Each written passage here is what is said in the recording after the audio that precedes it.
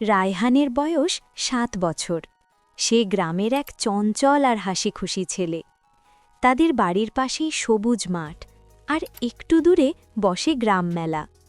রায়হানের সবচেয়ে প্রিয় বন্ধু হল তার সাদা কালো কিউট বিড়াল মিঠু। মিঠু কিন্তু একদম সাধারণ বিড়াল না, সে খুব বুদ্ধিমান আর মাঝে মাঝে আস্তে করে কথাও বলে ফেলে। একদিন বিকেলে রায়হান খুব খুশি হয়ে বলল, মিঠু, আজ আমরা মেলায় যাব। মিঠু লেজ নাড়িয়ে বলল, মিয়াও, তাহলে আমাকে নিয়েই যেও। রায়হান হেসে বলল, অবশ্যই। মেলায় ঢুকতেই রঙিন বেলুন, নাগরদোলা, মিষ্টির দোকান সব কিছু ঝলমল করছে। রায়হানের চোখ দুটো বিস্ময়ে বড় হয়ে গেল। হঠাৎ রায়হান বুঝতে পারল তার ছোট লাল টাকার থলেটা নেই।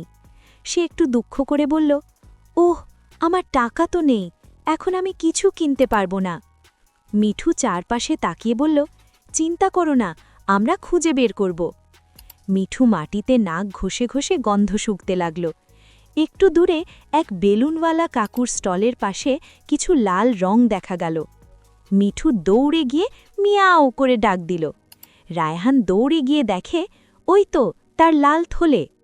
বেলুনওয়ালা কাকু হাসি মুখে বললেন, বাবা, এটা কি তোমার? রায়হান খুশিতে বলল, জি কাকু, ধন্যবাদ। সে মিঠুকে জড়িয়ে ধরে বলল, তুমি না থাকলে আমি পেতামই না। মিঠু গর্ব করে বলল, বন্ধুরা তো একে অপরকে সাহায্য করেই। শেষে রায়হান একটা ছোট্ট বেলুন কিনল আর একটা দুধের মিষ্টি মিঠুর জন্য নিল। সেদিন তারা শিখল, সত্যিকারের বন্ধু কখনো পাশে থাকা ছেড়ে যায় না। আর রঙিন মেলার আলোয় রায়হান আর মিঠু হাসতে হাসতে বাড়ি ফিরল।